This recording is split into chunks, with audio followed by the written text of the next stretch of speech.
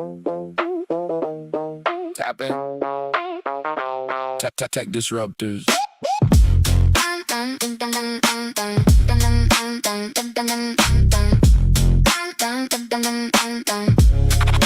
Tap in. New code in the hallway. New talk on the feed. Big idea, small screen. Watch them grow in the speed. From a sketch to a spark to a product in the wild. We break the old pattern and we smile like a child. Tell me what's next, tell me what's real. Hands on the wheel, mind on the build. Signal the future, bring the new. Signal the future, we cut right through.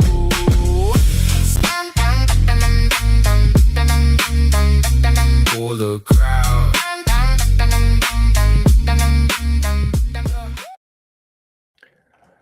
Hello, everybody. Welcome back to the Tech Disruptors podcast. My name is Darren, this lovely gentleman. And my name is Jason.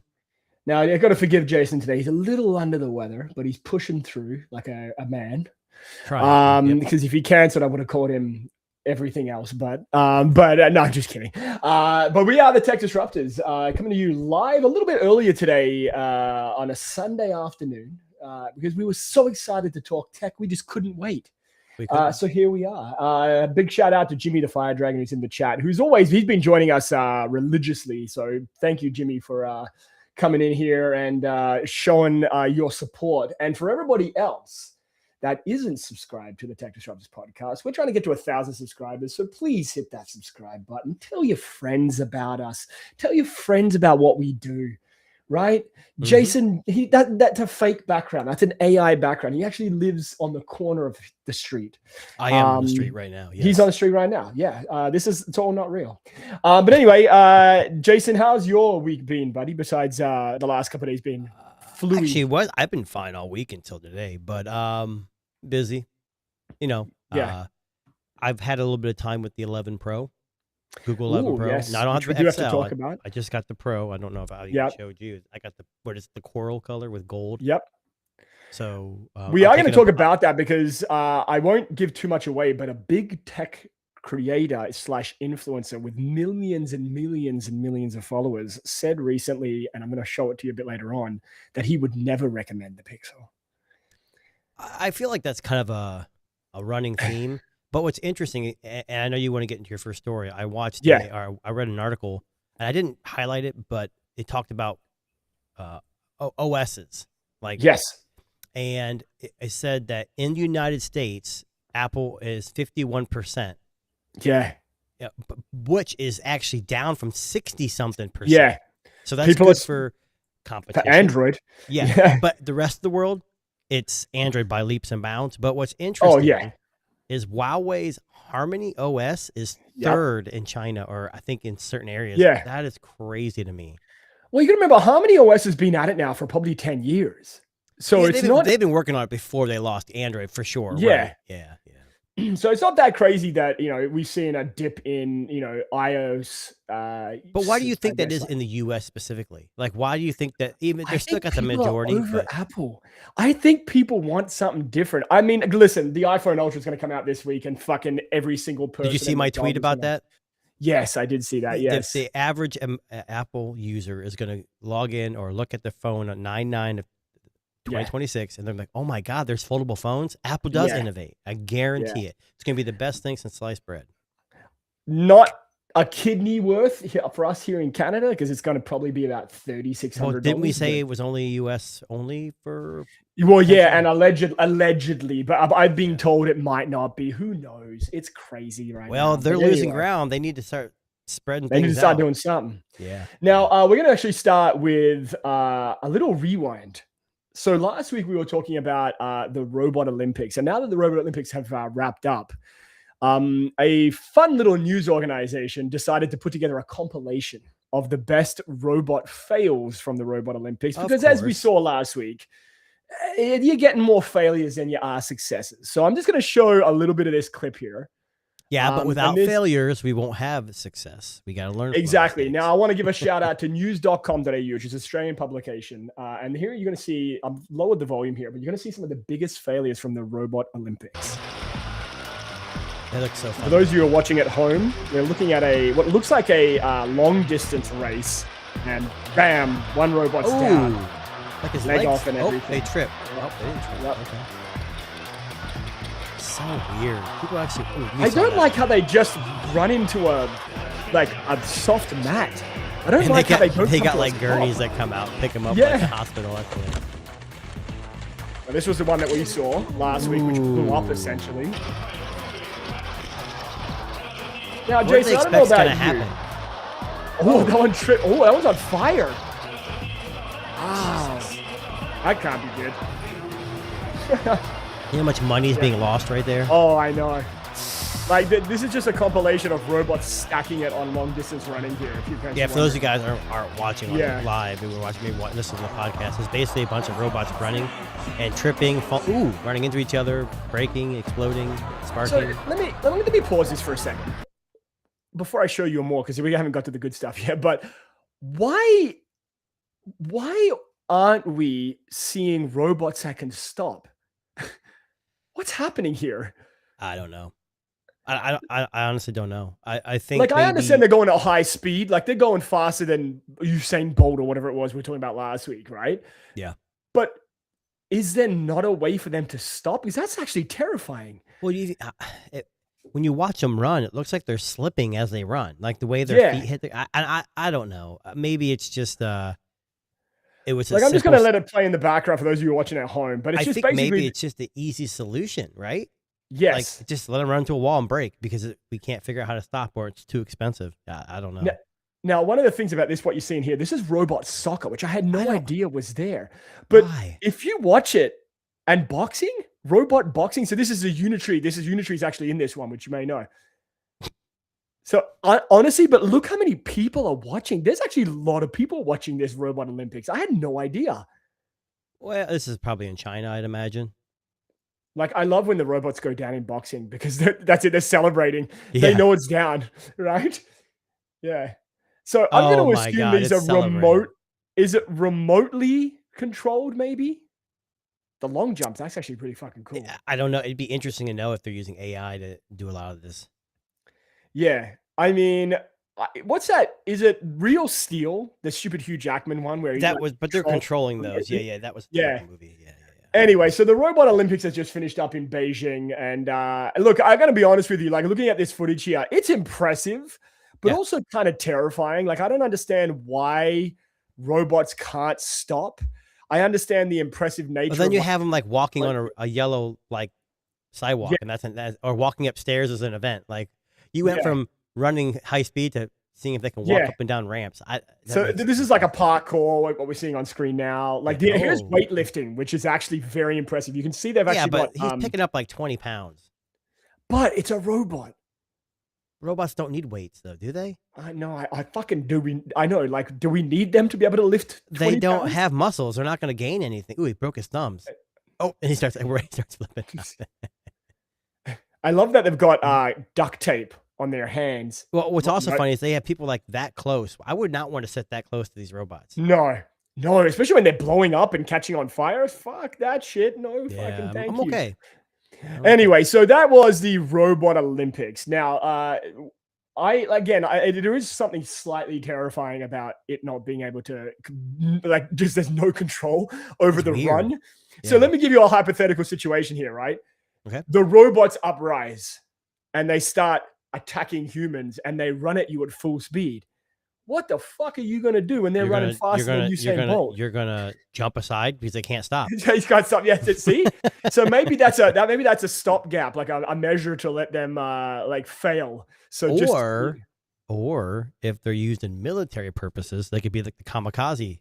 They just go run with bombs and they're never going to stop. So yeah. Now, I shouldn't joke about that, but yeah. No, we shouldn't, because it's, I know. Now, another story that caught my attention this week. Is it just me? Does my voice sound weird? You sound a little nasally, buddy. It sounds like you're coming through. It's okay. Don't worry. Jason's going to take a hot tea and lie under some blankets later on. You got to stay hydrated, like Jimmy would say, right? That's how you get rid of the flu. I don't have the flu. Jeez. You have the man flu. The man flu, whatever the hell that is. Okay, so Jason, I'm gonna throw a hypothetical at you for a second. Okay. Okay. What if I told you that there was a self-driving Ford F-250 truck with a shotgun-equipped drone-killing turret on top? I would say why and where. So the Movie? U.S. government, the U.S. Army, is testing out a course they are. Ford F-250 autonomous vehicle with a shotgun-equipped drone-killing turret on top that drives on its own and essentially pops drones out of the air with a shotgun and can shoot. So it's actually designed to blast drones between 10 and 100 meters of range. So it's pretty impressive. So Now, the military is worried about drones. Okay. Basically, Fair enough. yeah. So Project Sandhill, Sandhill 2.0, as it's called. They also produced something with the Ukraine, which was to do the same thing, which was the Lancer, the UGV. But anyway, so this was tested on August the 18th, my birthday, and they were putting them out there for the world to see. Now, the last one they had, Jason, was a Polaris Ranger utility vehicle. Okay, like a quad, I know, a side-by-side or whatever. Which used a laser, but the U.S. government doesn't do things with lasers. They use they gotta have good big old ass Smith and F-250. Wesson fucking shotgun on top. Jesus Christ. Anyway, so F-250 with Fortero's auto drive. Now this company the Project Sandhill, they've been on 1,100 combat missions with 50 vehicles integrated into this. And deployed could you in imagine the cost of that? Yeah. Now, 11 different countries it's been deployed in. Well, I think this Ukraine and Russia conflict has been going on for a long time. Yes. I think Ukraine has been really utilizing drone warfare to save, because troops are, far and few between. They're trying to save lives. And I think that's the next thing, I don't know if our government's using that in Iran. I have no idea. But I think drone warfare is the next thing. So now we got to find defense for drone warfare. Yeah. Well, if you listen to this, it's kind of interesting because so the turret weighs like 50 pounds. So it sits on the back of the truck of the F-250, but it detects incoming drones acoustically before an onboard visual tracking system locks on. So it actually hears it before it sees it. What if you're walking down the street and you're humming a high-pitched noise like a drone? Is it going to take... You're humming Come a Chameleon, as you're walking down the street, and it's like, oh, that's a drone. And then you're done. But yeah, so anyway, that's kind of like a safety measure, if you will. But apparently, this is an ultra fast, ultra light, ultra accurate turret to try to take this out. Now, I want to see if I can find a photo. I was trying to find if there's a video of this earlier today, but I didn't track one down. But I want to see if there's a video because I want to see what this fucking thing looks like. No, there's not. I don't see. I think maybe they're keeping this under wraps. But I mean, impressive at the same time. Same time. Yeah, for sure. So Project Sandhill, it's top secret. They can't. Exactly. Yeah. And look, the Project Sandhill is a project that's been running with the U.S. government for some time, U.S. Army for some time, creating these autonomous vehicles with weapon-enabled whatever. Now, funny that we talk about drones, Jason. Because here's another thing we talked about last week. So do you remember last week, Jason, we talked about the laser beam mosquito shooter. It's now available for pre-order, Jason. Yeah, now available. Pretty expensive. Okay, so did you look it up? Oh, I did. I think it's in the article. I think it's over $1,000.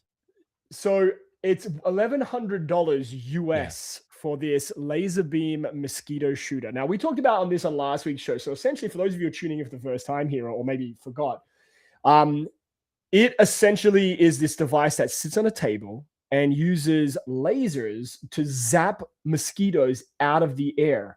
Imagine like, I don't know, a laser beam being shot out. I always think like Dr. Evil, like lasers to shoot said lasers out of the sky. But what's funny about this one is I thought it was going to be about $699, but $1,100 USD. Yeah, and it's made in China, I believe, right? Yes, it is made in China. Yeah.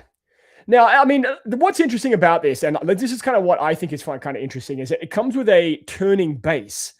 So basically, it's always looking for the mosquito. So it's always turning. So it's not just like a point shoot and only gets in one direction. And if I remember correctly, it uses AI to not hit humans. But my thing is, these lasers are probably powerful enough to kill a mosquito, probably not hurt humans 1,000%. That much. Yeah. So yeah. I love this. I'd buy it if it was cheaper. I think it'd be cool. Oh, absolutely. Yeah. Not that I go outside with mosquitoes a lot, but just to watch it kill them, be cool. I wonder if it can kill other animals like wasps. Well, can it kill gnats? Gnats, wasps, flies. Like, think about putting that in your house if you have a lot of fruit flies in the summertime or something. I mean, that would be imagine awesome. just going. But here's the thing. So you're talking about this. So you're at a picnic, right? Yep. What's a common picnic food that you would enjoy eating? Pie. What if I told you there's a new KFC chicken sandwich? Oh, okay. Hang on a second, because I think I know where you might be going with this, but keep going. Okay, I'm already intrigued. Oh, yes, I saw this. KFC I saw this. Turns Oreo cookies into buns. Now listen to this. So it's like a chocolate bun, okay? Sweet and savory makes sense, but this is where it gets kind of gross for me. The limited edition menu item pairs a fried chicken fillet with a cookie-crusted mashed potatoes. I think that sounds amazing. Let me see if I can zoom in there. This right here is mashed potatoes. Oh my God, I'm eating this. No, who the hell is eating this? Like, you serious? Yeah, absolutely, dude. Oreo is one of the greatest, if not one of the greatest cookie that you can get. This is in China. It's not in America, obviously. I would go to China just to try that menu item. Well, if you do, so here's my thing. Here's my pitch. I need you to you're going to be kind of displaced over the next few months. Yes. And we don't have to discuss that. But while you're displaced, maybe get a ticket. Just go to China, get this and try it, but then bring back one of the mosquito killers. See, that's probably a smart idea because they're going to be on Temu or fucking AliExpress in what? I'm not going to buy one from Temu or AliExpress. Sorry, it'll shoot my eye out or something. A Temu laser killing mosquito device. What could possibly go wrong? Yeah, what could go wrong? It was funny. We were in the car yesterday with my wife, and in my area where I live, which is just outside of Toronto, there are a lot of recently opened, very sketchy restaurants in plazas that are just like popping up all over the place. Interesting. And I honestly feel like there is an unspoken YouTube series there on going to the shadiest restaurants in Ontario that have popped up in these. And when I mean, just so you know, when I mean a plaza, I mean like one of those little like a shopping like center. Like a little shopping center, but on the side of the road, you know, not like really kind of unobtrusive, and you kind of just drive past and you see it's got like a jerk place or like a burger joint or whatever. Yeah. But yeah, like Temu is very interesting when it comes to buying products. Have you ever bought anything from Temu for like accessories? I've purchased. So I bought one of those LED lights that go on the back of your TV that kind of flash, and it worked. But it's funny thing is, I had it for maybe a year, and it just died. Like it was like $12. I don't know. I haven't bought a whole lot. Most stuff I bought had arrived, and most of it was pretty decent. Yeah. I just don't buy a lot on Temu. It's overwhelming. It's like AliExpress. You open the app, and there's like a bunch of pop-ups, and it's just too busy for me. Yeah, I get that. I'm planning on a trip here in a couple weeks. Where are you headed? I'm planning on a cruise on the Lake of America. Oh, this fucking guy! I'm just kidding. I had to jab it. I had to jab you once. I know there's a lot of fans in the US who watch that show, and some people in the UK and Canada, but I will say this much. Canada will never recognize Lake I don't think anybody does but America. That's how it works. Honestly, Donald Trump could hire, what's like that fucking company, Magellan, that does like all the maps and all those fucking things, and have it permanently changed. But MapQuest, not that anybody uses MapQuest anymore, but they came out and posted yesterday. I was at my family's house, and I just saw it, and it says, "We will not change." But Google Maps just did. At least they weren't. It wasn't yesterday. I woke up this morning and it was. So. And it's funny that you bring this up because I posted this in our little. We have a little Tech Disruptors group chat, and this was from. I'm going to post this up right now, actually, so you can see it on the screen. If I can do that, no, it won't let me. But this was actually from the Prime Minister of Canada. Oh yeah, I saw that. Yeah, that the name Lake Ontario is more than 400 years old, predating both the Confederation of Canada and the Declaration of Independence. Yep. Canadians only know the naming reality, meaning calling it Lake Ontario, then, now, and always. Well, So it as means far as I'm it means something like beautiful lake or yeah, something. it's an Inuit word, like a native word of. I'm not poking at you to get political. I just want to poke at you. So that's it. Listen, we at Tech Disruptors, we're bridging the gap. We've got Darren in Canada and me here in the US. We are bridging the gap. We are bringing the two countries together. We're making peace. Like no tariffs, no name tariffs. changes. That's just exactly Tech right. Disruptors of America. No, I'm just kidding. Yeah, of America. So I got a question about tariffs. So let's say I was to use one of those forwarding services. Sure. So I was to buy a phone in the States, have it shipped to a forwarding service, a location in the States, and then sent to me in Canada. Am I paying tariffs, or is that not? I have no idea. Question. Anybody know? I really don't know. Tariffs are kind of, in my opinion, like it hurts the like if Canada puts tariffs on the United States, it hurts you first. Yes. Same with us. When we put tariffs on Canada, it hurts us first. So I don't know. I don't get its political stuff. I just thought it was funny because you're in Canada and it's just, it's okay. We're all AI anyway. This is not real. We are. We're not real. It's like we're like the first AI Matrix. podcasters. Yeah. Yeah. This is the Matrix. We're actually sitting in a pod. You know, it's funny that you bring that up because the Matrix Reloaded, which is the second movie of the series, was on TV yesterday, and I was watching it with my son, and my son was really into it. I didn't think he would be because it's pretty old, but he was like kind of digging it. My daughter got really into the Avatar movies, which was really surprising. I mean, it's not as old, obviously, but I think the Matrix still kind of sits up today because honestly. Matrix Reloaded, which is the one I watched last night, it has that, I don't know if you remember, it has that car chase scene on the highway. And it's probably like a good 25-30 minute like part of the film. I still maintain that's one of the greatest scenes ever in a movie when it comes to like a car chase on a highway. I think Matrix has a lot of those, like blue or red pill. Of course. You know, the bending backwards to dodge bullets. Like, of course, we can do that forever. The Matrix phone. I wanted that damn thing so bad. I wanted that so bad. I never could get it. That was a Nokia. Yes, it was. For the record. And Nokia was the brand of the people in the Matrix, just so you know. See, if you watch Tech Disruptors, we go off track all the time. All the time. We get now, speaking of AI, Jason, sure. I want to talk about a website which has become my favorite new website. It's called Felony Bench. I'll say that again. Bench. Felony Bench. If you go to felonybench.com, I'm going to pull this up on screen. Now, this is not going to be clear at first what this is to you, Jason. But if you give me a second, I'll explain what you see. I'm going to move my screen here a little bit. Let me just pull this down. So Felony Bench here is, how do I put this? Gauging every time AI goes rogue. And what they do is But why is it called Felony Bench? I don't know. I don't know why. But they chart it in this bar graph that you see here. And if you go underneath, it actually tells you how the AI went rogue and which one did. And and which one did. So that go back to that chart. It's hard to see from where I'm at, but is that at the bottom? Are those the OpenAI? Correct. So Anthropic, OpenAI, Meta, Google, Moonshot is the other one. I don't know what Moonshot is. I'm assuming that's another one there. But I think these is Grok is Elon Musk. I don't know what Moonshot is. So basically, this website here lists, and there's been, I think, 16 incidences or 17 incidences so far of AI going rogue, and it labels and tells you exactly what it did. Now, I want to just kind of point out Anthropic here for a second, because Anthropic's like high up on the list. But can you look at this one? Unauthorized use of GitHub credentials, a Dependabot supply chain attack, social engineering email campaign, and public exposure of a malicious DNA server. That sounds fucked. Like, it sounds like to me, Anthropic has been searching the dark web for hacking. Yeah. So Sam and Joe from the Nomad Tech Project got me on this podcast called the Darknet Diaries. Yeah. And I drove to see my family, and it's about an hour and a half drive, hour 40-minute drive. And I listened to one, and it was about a guy with GitHub. Yeah. And that's exactly what this sounds like. But obviously AI wasn't involved with this one, but that's scary. Yeah. But honestly, like I feel like we scheme? need a website. Yeah. Yeah. I'll show you this one here. Where did you see that? Because I just saw that one a second ago.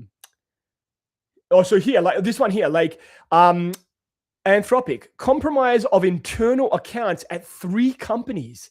that are not Anthropic, meaning that it managed to get access to 3 other companies' internal accounts. That's fucked.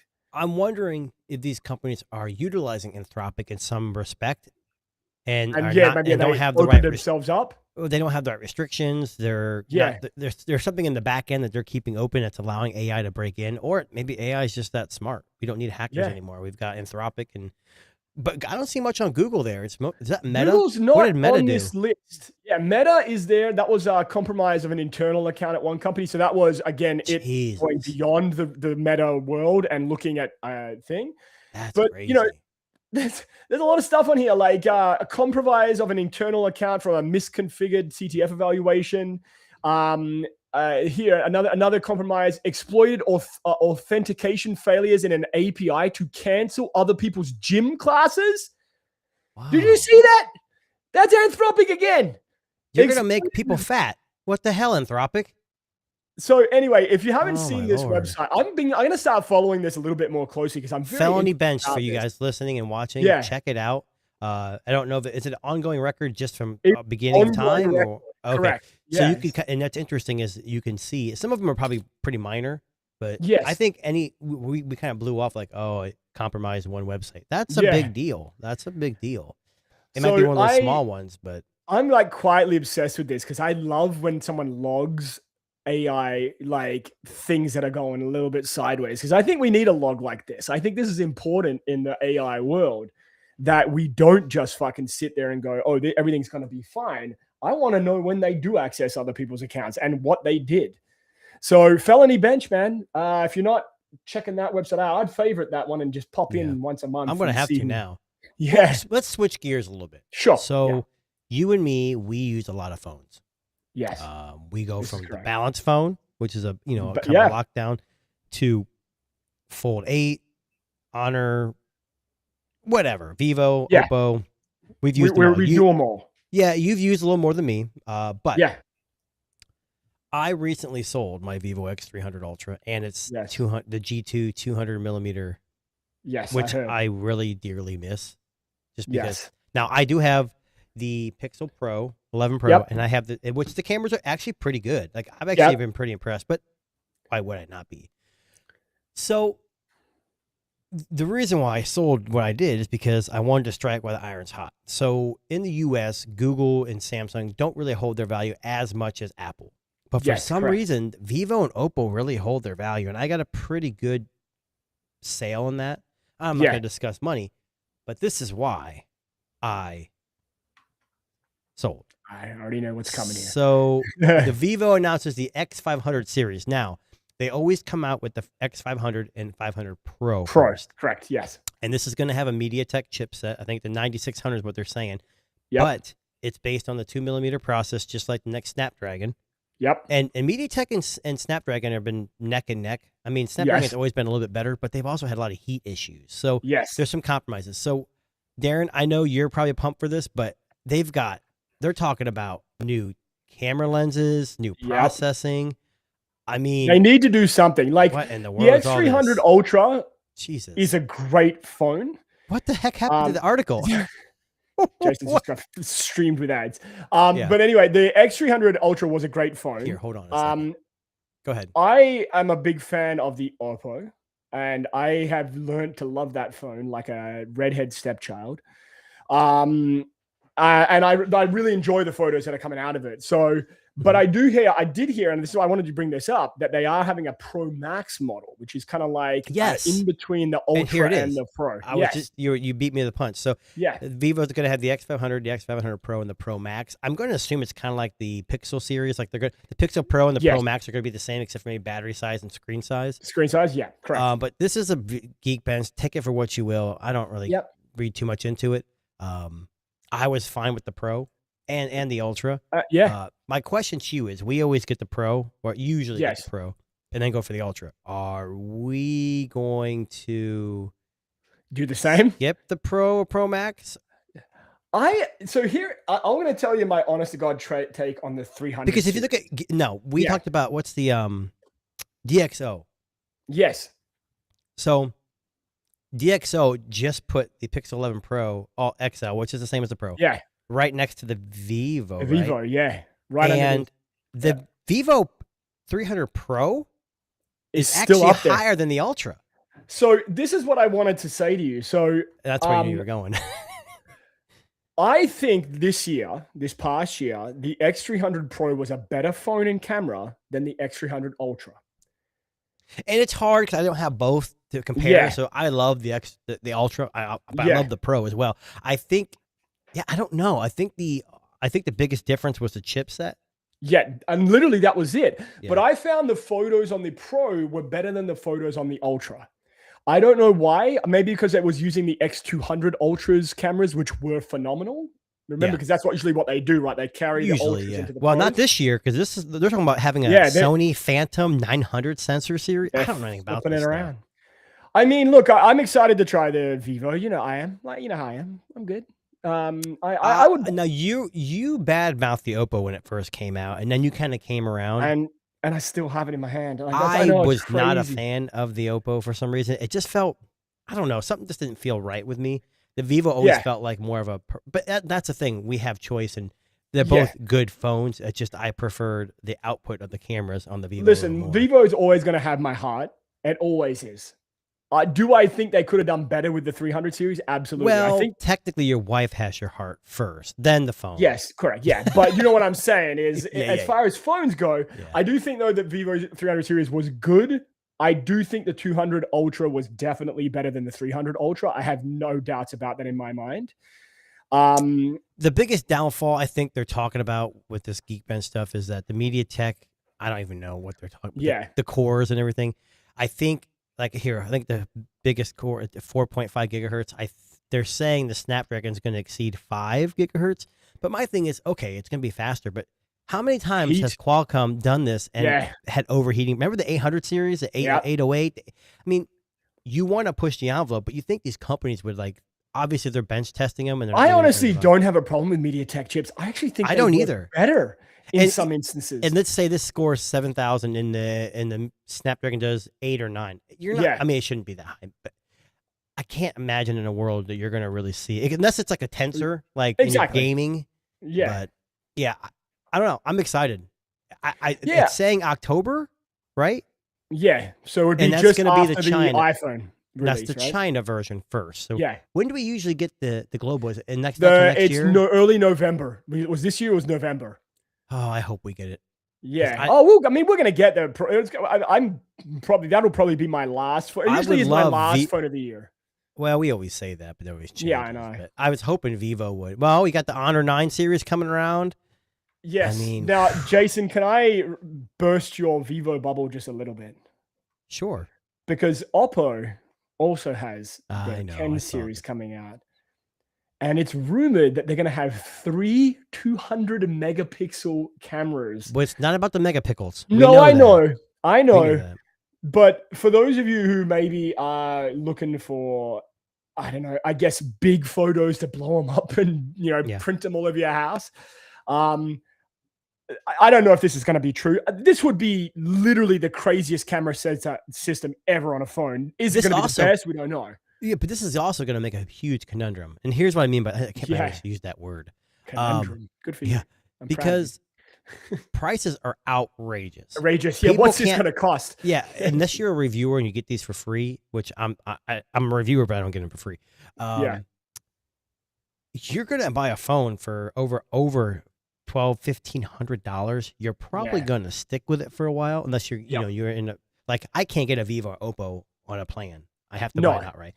So you got to look at the Vivo and the Oppo. And I hate to say it, it's like you're a fanboy with Apple or Android. Yeah, it's becoming like that, actually. I think I would still, even if the hardware is better on the Oppo, I still think I'd go Vivo first. I think Vivo, the advantage of Vivo is they've been doing the ISP and processing longer, which means they've dialed it in a little bit more than Oppo. Yeah. The thing with the Oppo Find X9 Ultra, which I love, is when it hits 7 to 8 times out of 10. And when it fucking does, holy shit, are the photos good.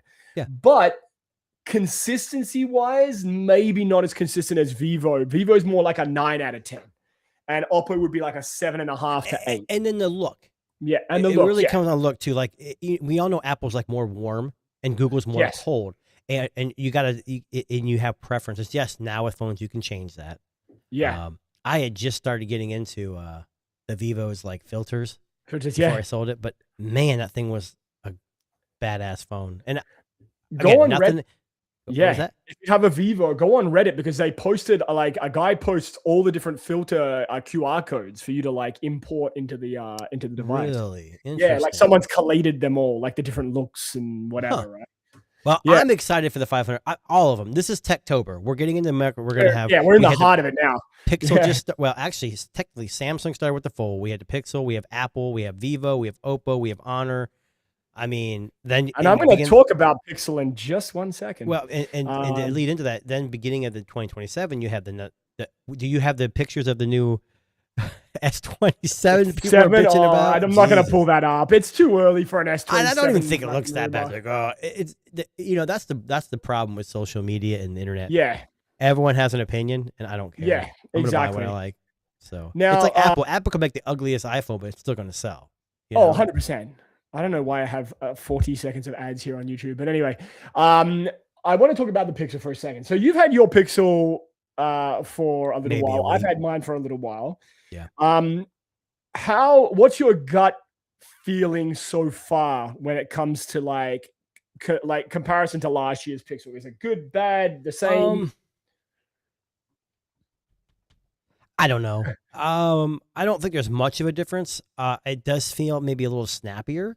Yeah. I think like I have the coral with the gold, which I'm not a big fan of gold, but I just happened to get it.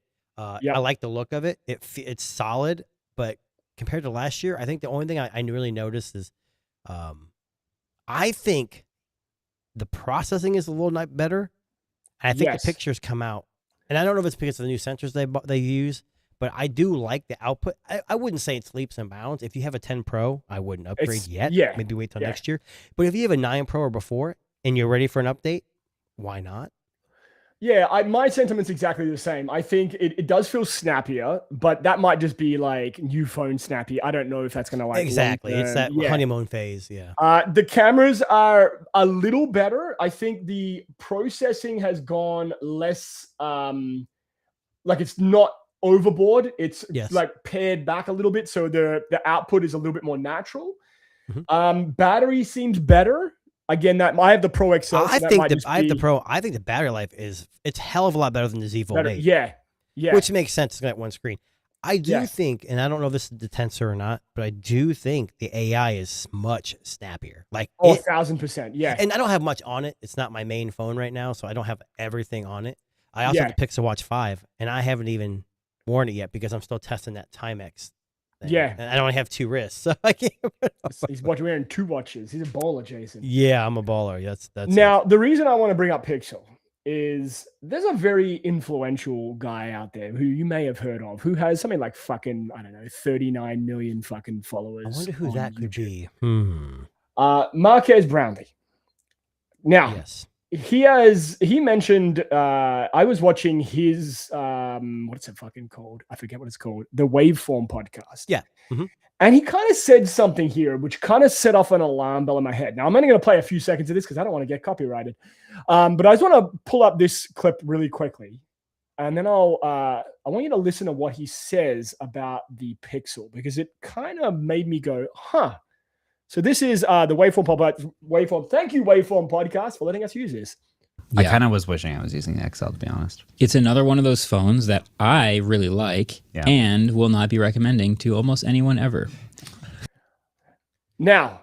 So I think, if I remember correctly, he's talking about the Pro, right? He's talking about all the Pixel line. Oh, because I remember in his initial hands-on, he made it sound like the base 11 was the better deal. So he says in the Waveform podcast there that the 11 was the only one he could say was a good value proposition. But he said he liked it, but he wouldn't recommend it.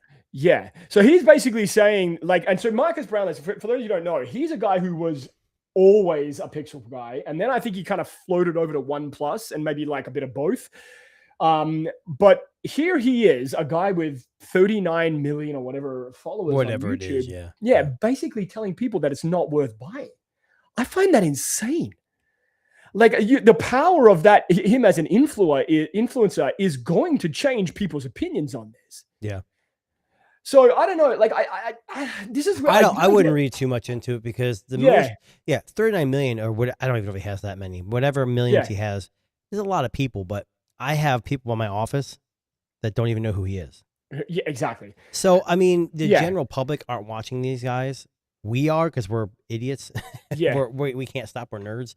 I think the average American is going to look at this and say, "Look, I've got a 7 Pro or a 6 Pro. Yeah, time to and upgrade. It's time to upgrade." And I'll be honest, I'm seeing a hell of a lot of pixels. Like I have a coworker now that his whole entire family's got pixels. My brother, his whole family's got pixels now. Yeah. My mom just got the 10A.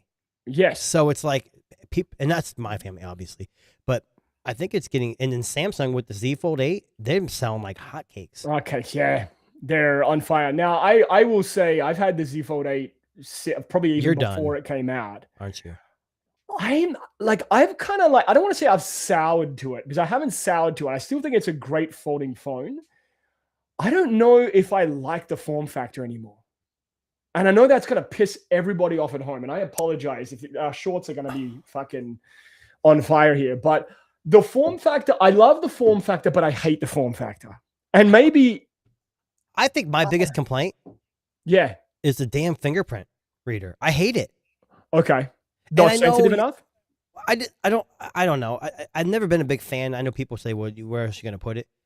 I don't understand. I never liked the power button fingerprint readers. I just never had. But I understand why they did it, make it thinner. Well, look at the Apple Ultra. It's supposed to have Face ID either. Yeah, because you have to make it thicker if they want to. So I don't know. Either way, I'm okay with the Pixel 11 Pro. I think it's fantastic. I don't have the Ultra, but I don't think there's much difference except for I think it's a little bit faster charging.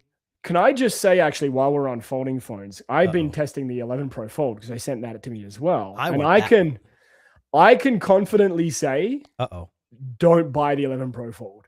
Ooh, hot take. Why is that? Now I had the 10 Pro Fold and I was a big fan. Yeah, there is literally nothing that discerns that being different than last year's one. The crease isn't better.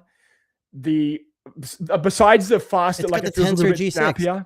Besides it feeling a bit snappier and the new main sensor, I'm struggling to write the review because there's so little. But couldn't you say that about the 11 Pro and 11 Pro XL too? No, I think the 11 Pro XL brings some changes in the software side of things too. Like I think Android 17 is really good.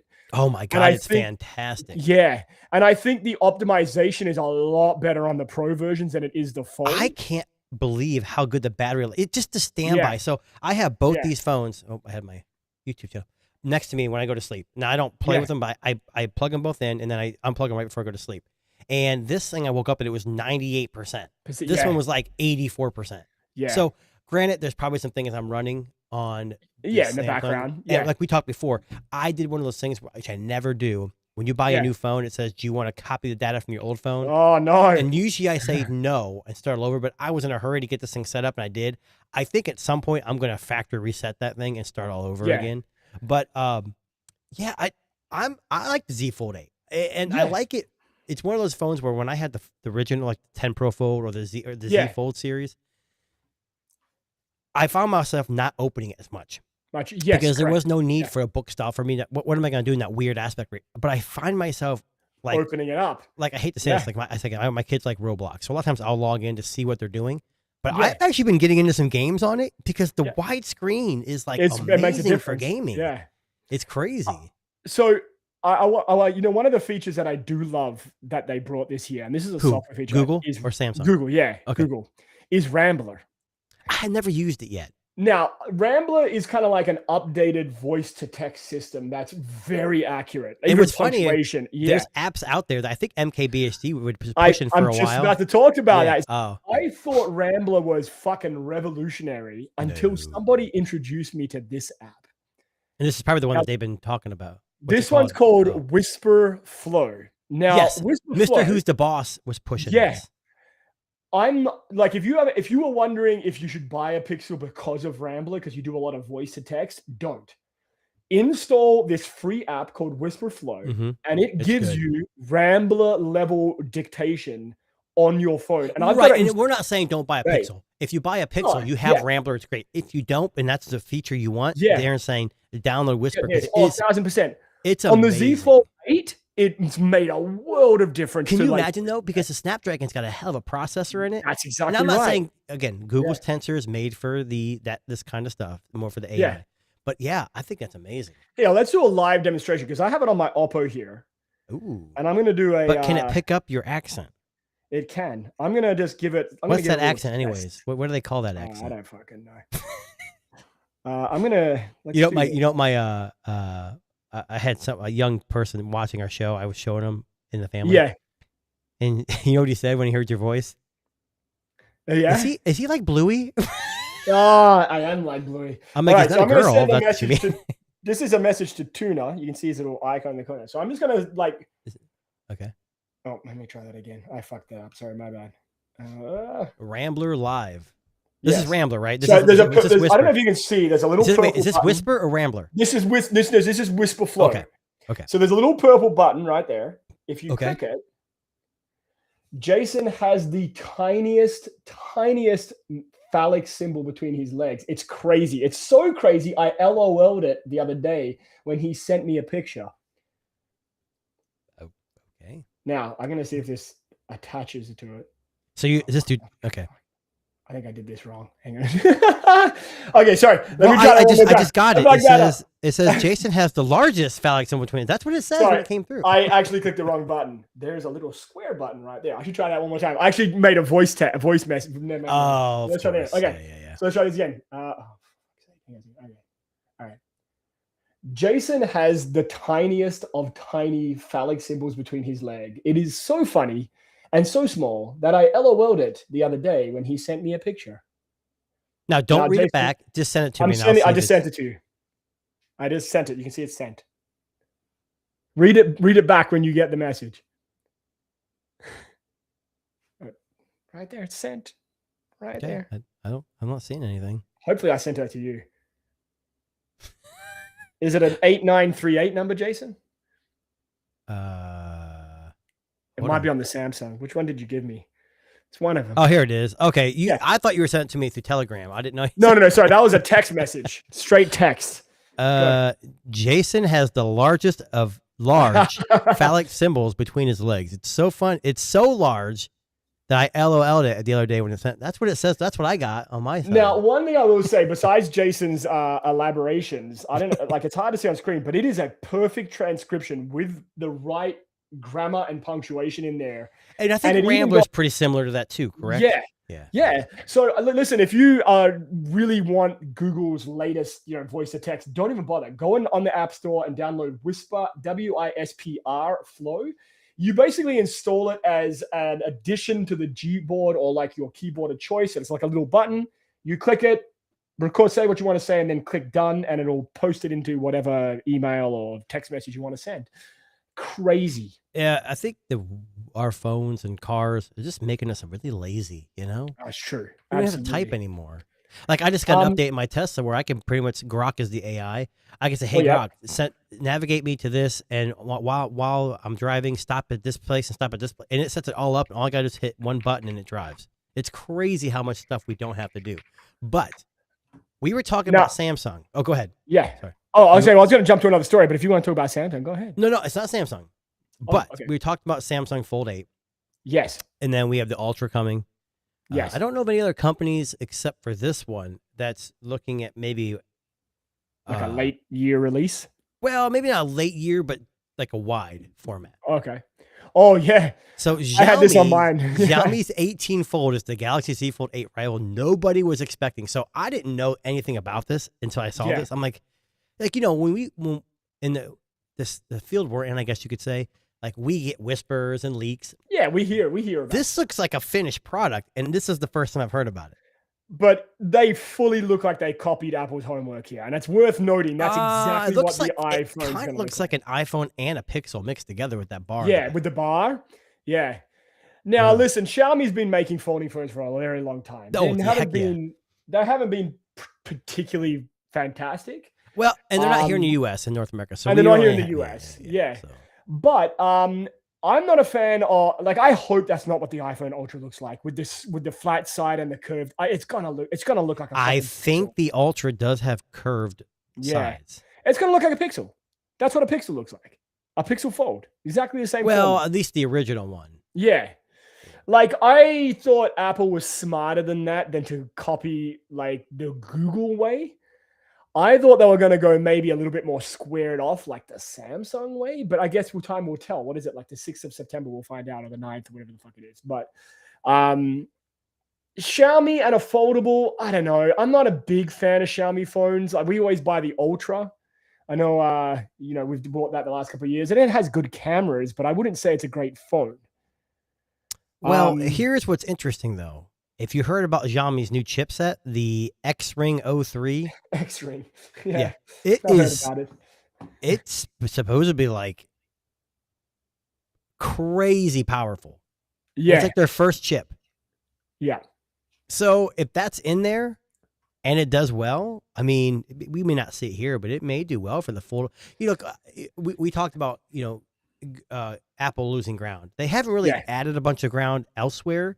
Yeah. I think Android and Huawei, surprisingly, with Harmony OS, kind of like dominate other areas. But in the US, going from 60, I think they said 64 or 65% to 51. I know, yeah. And we lost what? OnePlus, we lost LG. I mean, we've lost a lot of companies. That means that, hey, I'm not say we, but Android is doing 1,000%. Yeah. Fine. Now, Jason, if I was to say, when you were in 1997, how old would you have been, Jason? Don't lie. Tell the truth. I'm trying to think what grade I'd been in. I think I was grade 10. Probably 15 or 16. Yeah, so grade 10, approximately. I think, I was more advanced. I think I was like Doogie Howser. I was probably already in grad school, but you're probably a university graduate. Well, of course. So back in 1997, Jason, they released the Tamagotchi. Do you remember the Tamagotchi? Oh, I never had one, but I wasn't really a big fan myself. But yes, I know Tamagotchi. So I'm just going to, for everyone that's, old and not young, I'm going to show this image here. So this is the Tamagotchi. This is what it generally looked like. Now, what this was kind of like a keyring digital pet. Mm-hmm. And it could die. You had to, it could die. Yeah. You had to feed it, and you had to whatever, clean its litter box or whatever the fuck else you did. I can't remember now. But anyway, you had to look after a pet. It was designed to teach people the importance of pet ownership, right? Like if you were a kid, you wanted a pet one day, you had to keep a Tamagotchi alive for. And your mom goes, "Look, you can't keep a Tamagotchi alive. You ain't getting a dog." So the Tamagotchi is back. It's been back, but now is this like an official, like updated? This is the Tamagotchi ring. Oh, the Tamagotchi ring. Why a ring? Now, this is a wearable ring Tamagotchi device that you wear with yourself everywhere. And it's designed, I'm going to show you the video here. Sorry. So here is the promo video. God, the battery that's got to suck on that thing, though. It's very small. Like, I'd have to have tiny fingers to push. Well, and look, it's all women's hands. Yeah, of course. So this is not a man thing, I don't think. But I don't know, Darren. I can see you rocking one of these. I would wear fucking one on each finger. Fuck this shit. I'm 5 pets. 10 even. Punch somebody in the face with those things. Yeah. Anyway, so this is the Tamagotchi ring. Now, there's not a lot of visuals on it, but you can kind of see in this photo here. But I wonder what the cost would be and everything else. So Tamagotchi ring, I think it said somewhere here, $48. That ain't bad. Which is not bad. 7,700 yen or $48 US. Now, again, if you have a kid who maybe missed the Tamagotchi craze and they really want a pet, I actually still think this is the best way to teach kids about pet ownership. I mean, there's no real. I mean, the only problem is like if you get a goldfish and it dies, you see it die. Like this is like not real, I guess. Maybe. But were you ever miserable when your Tamagotchi died? Because remember, I used to have like X's on the eyes, and it would just like fucking. I never had a Tamagotchi. I had friends that did it, but I wasn't really into that. I mean, I was too. Remember, I was in grad school, so I was a little more advanced. So of course, but being the horrible older brother that I was, my sister had him, and I would constantly steal it and overfeed it. because if you overfed it, it would also die, which is also true with pets. And I would deliberately like KO her Tamagotchi as many times as I possibly could because I thought it was funny. Now, I love animals. Let it be known, I'm not a fucking sadistic animal hater, but my sister was annoying. So there's that. But yeah, the Tamagotchi ring is a thing. $48. If you're listening out there, the creators of Tamagotchi, send us one. We will wear that shit. I was trying to look it up on their website, but I don't have the time for that. They sell a lot of Bandai sells a lot of stuff. Yes, they do. But the Tamagotchi is back. Maybe for the good. In a ring. In a ring, yeah. Well, now, speaking of something that's coming back, yeah. And I know you're super excited. So a couple things. Tim Cook has, I think, officially stepped down. I think September 1st is actually when the new CEO takes over.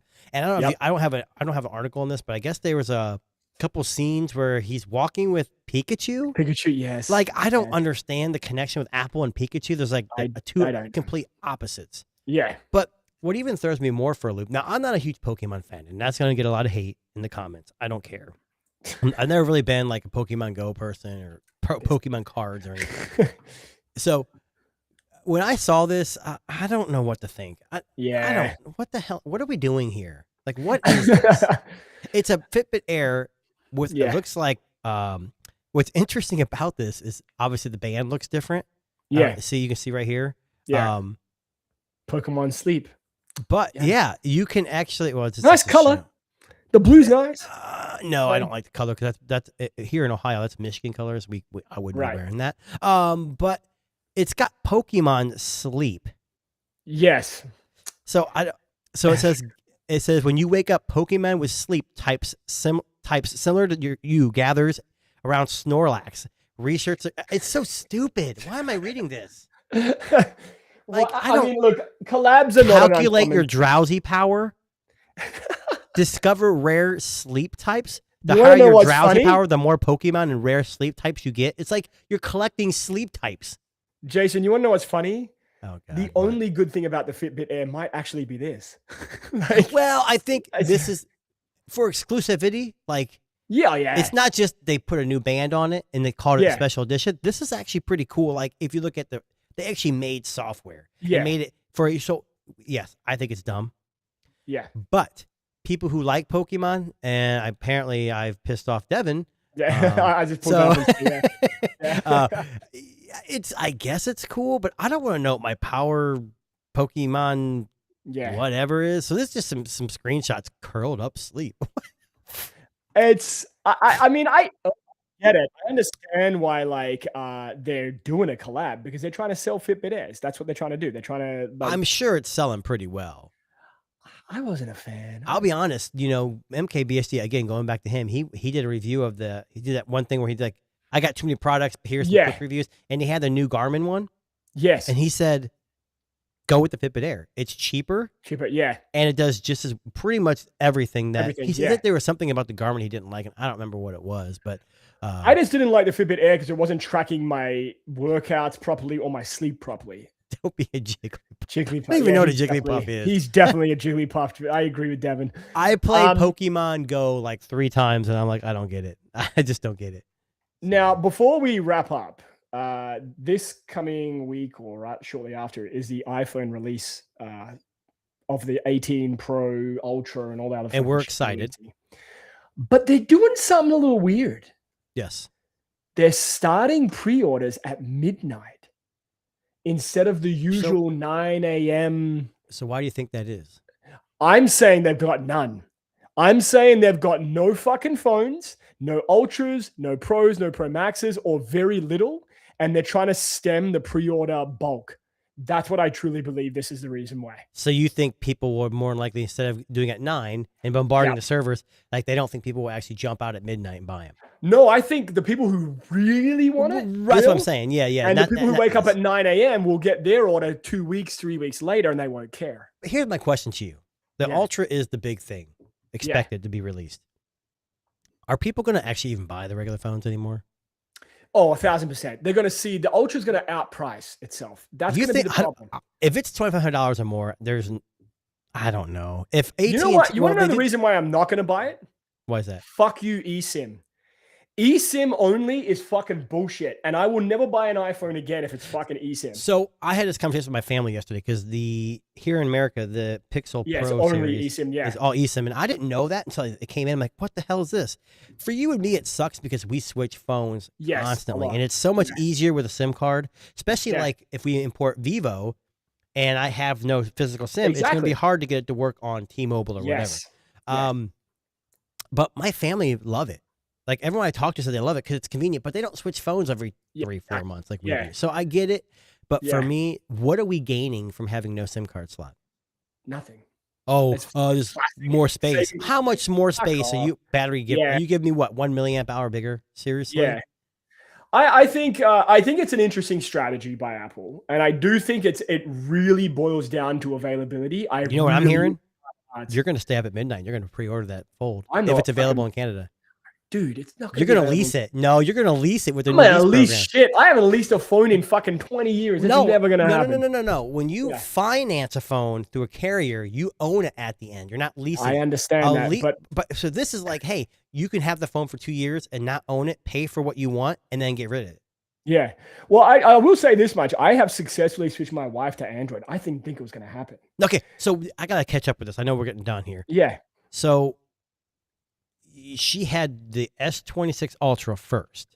Yeah, so she had the S26. That was a review unit that I'd finished using. She was borrowing it for the time being. I gave that to her to get her used to Android. Okay. And like get comfortable with it. And then I had to send it back, and I had the Pixel Pro XL, and I had the Fold, and I had a couple other phones around. And she's used the Pixel last year for about 2 weeks, and she kind of dug it, but went back to her iPhone. So I switched her over to the Pixel, transferred everything across, did everything, set it all up the way she likes it. And today, believe it or not, I actually formatted her old iPhone and gave it to my son. And she no longer has any connection to the Apple ecosystem whatsoever, apart from her iPad, which she will never give up. No, her Apple Watch is sitting in my drawer, hasn't been touched since. So she doesn't have a watch? She doesn't have a watch.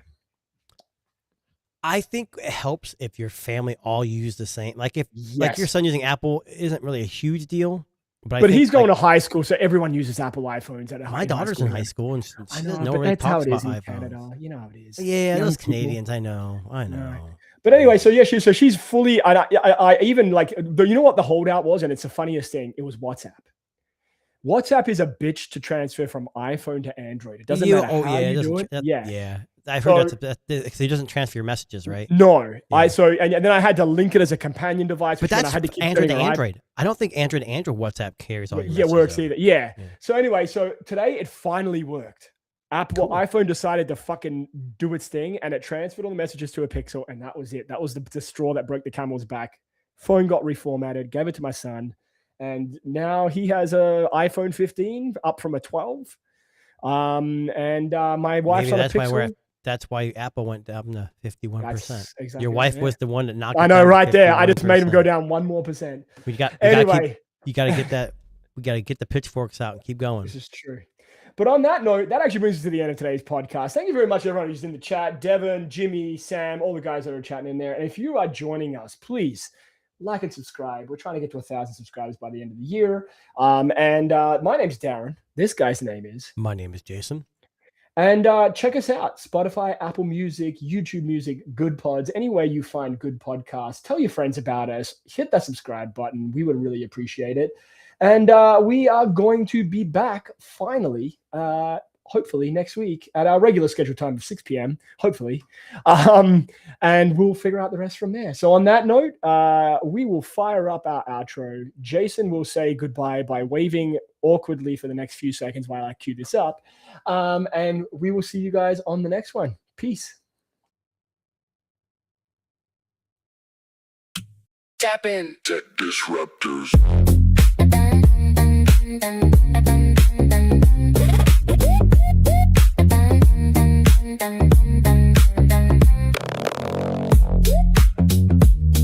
Tap in. Tech Disruptors. New code in the hallway. New talk on the feed. Big ideas, small screens. Watch them grow in the speed. From a sketch to a spark.